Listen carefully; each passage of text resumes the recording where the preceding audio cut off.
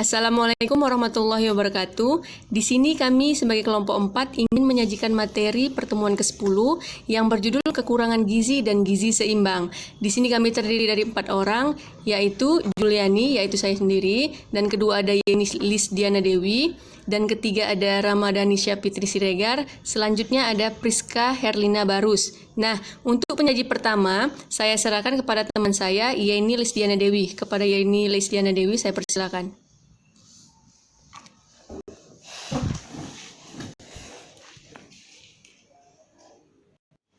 Salah satu masalah kelompok kesehatan di negara-negara berkembang termasuk Indonesia adalah masalah gangguan terhadap kesehatan masyarakat yang disebabkan oleh gizi kurang.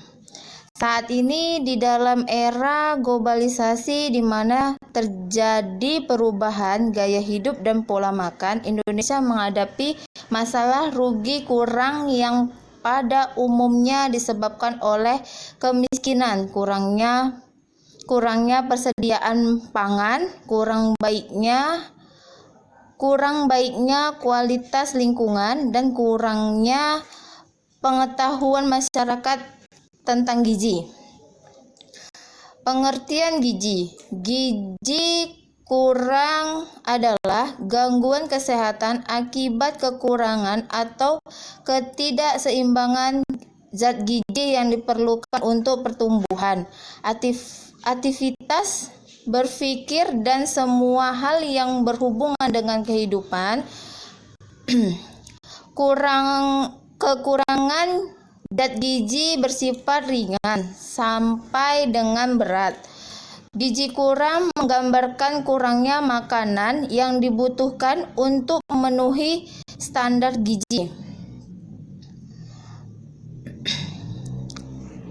Gizi kurang juga berarti suatu kondisi yang terjadi ketika seseorang mengalami kekurangan nutrisi penting tertentu, gagal untuk memenuhi tuntutan tubuh yang menyebabkan efek pada pertumbuhan, kesehatan fisik, suasana hati, perilaku, dan fungsi-fungsi lain dari tubuh.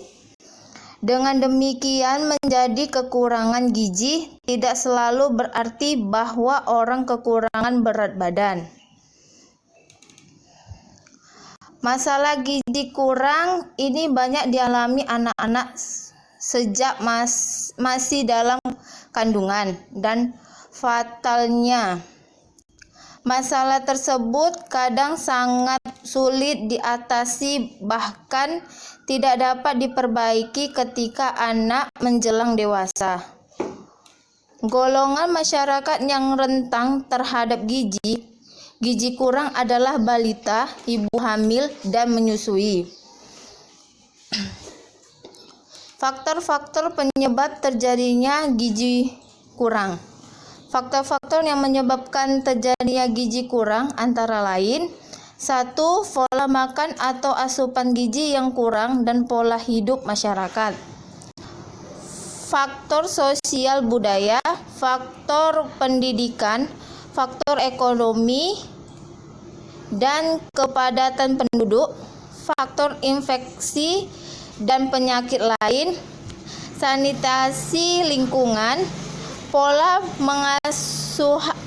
pengasuhan anak, perubahan perilaku ibu, atau pengaruh lain dalam hal memberikan makanan, merawat, kebersihan, memberikan kasih sayang, dan sebagainya. Bencana alam, perang, kebijaksanaan, politik maupun ekonomi yang memberatkan rakyat. Pelayanan kesehatan dan lingkungan kurang memadai. Masalah gizi kurang yang banyak terjadi di Indonesia. Salah satu contoh kejadian kekurangan gizi di Indonesia adalah balita pendek atau biasa disebut dengan stunting. Data prevalensi balita stunting Data prevensi balita stunting yang dikumpulkan WHO menunjukkan bahwa Indonesia termasuk ke dalam negara ketiga dengan prevalensi tertinggi di regional Asia Tenggara. Selanjutnya akan saya bawakan sendiri, yaitu dampak yang ditimbulkan akibat gizi kurang. Gizi kurang menurunkan daya tahan tubuh terhadap infeksi, menyebabkan banyak penyakit kronis, dan menyebabkan orang tidak mungkin melakukan kerja keras. Seseorang kekurangan zat gizi akan mudah terserang penyakit dan pertumbuhan akan terganggu. Dan untuk ibu hamil, bila ibu mengalami kekurangan gizi selama hamil akan menimbulkan masalah, baik pada ibu maupun janin.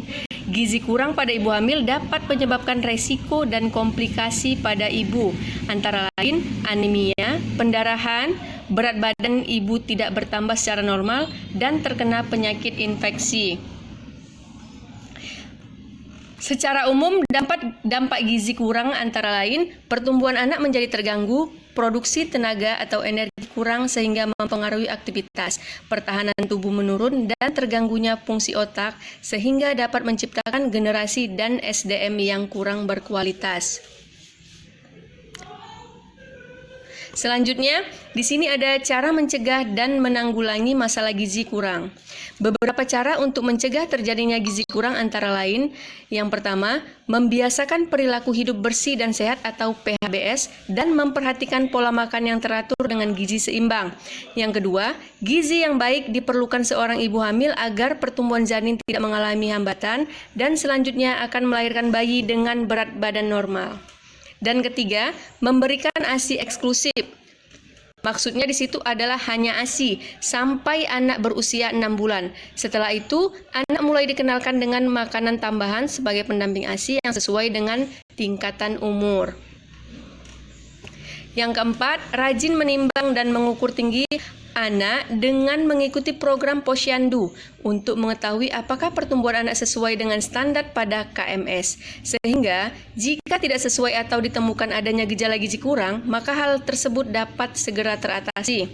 Yang kelima, meningkatkan pengetahuan masyarakat terutama orang tua tentang gizi melalui penyuluhan kepada masyarakat luas, terutama di daerah pedesaan dan di daerah terpencil. Yang keenam, diperlukan peranan baik dari keluarga, praktisi kesehatan maupun pemerintah. Selanjutnya di sini menggerakkan dan memberdayakan masyarakat untuk hidup sehat dengan meningkatkan akses masyarakat terhadap pelayanan kesehatan yang berkualitas dan meningkatkan sistem surveillance, monitoring, dan informasi kesehatan. Nah, selain mengenai gizi buruk tadi, di sini juga ada tentang gizi seimbang. Jadi di sini pengertian gizi seimbang yaitu susunan makanan sehari-hari yang mengandung zat-zat gizi dalam jenis dan jumlah yang sesuai dengan kebutuhan tubuh dengan memperhatikan prinsip keanekaragaman atau variasi makanan, aktivitas fisik, kebersihan, dan berat badan atau disebut dengan BB ideal. Selanjutnya,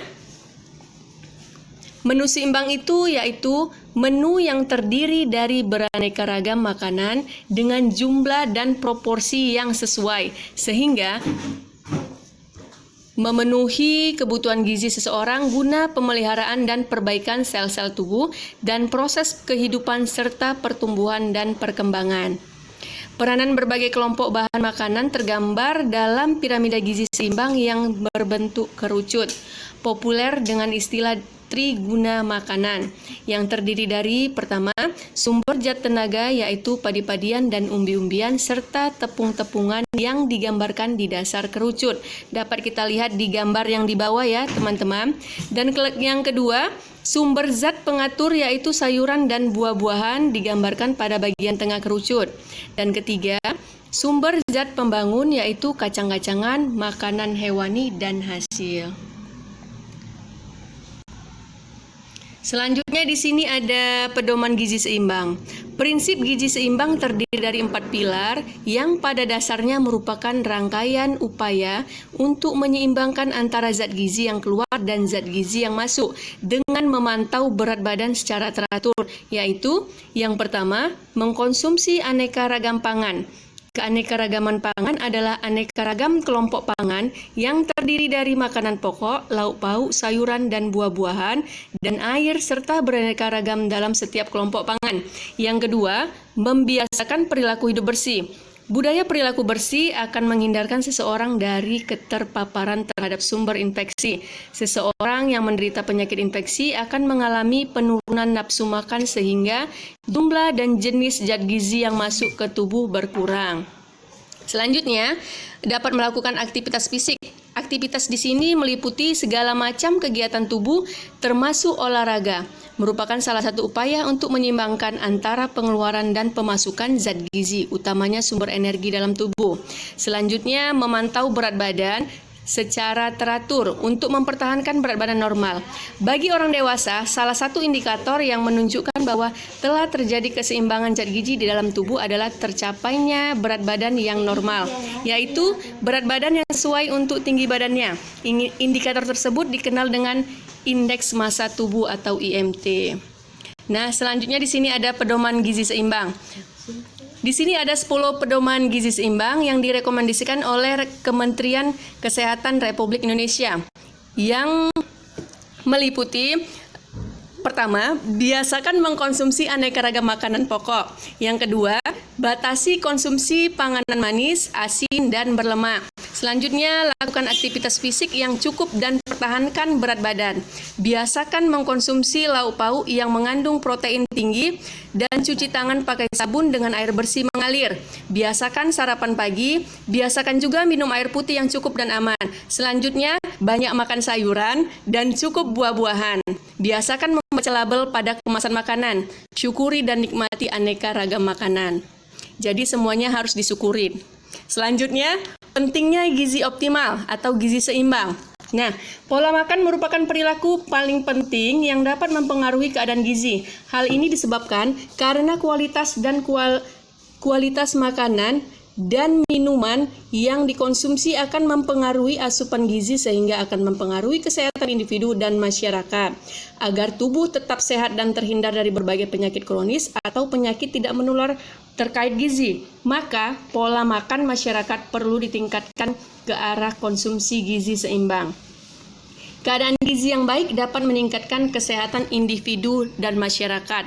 Apalagi pada saat pandemi sekarang ini, kita perlu meningkatkan kesehatan kita lebih baik lagi, sehingga agar daya tahan tubuh kita itu dapat terjaga dengan baik dan mampu menghindari adanya virus yang ditakuti oleh kita sekarang ini, yaitu virus corona.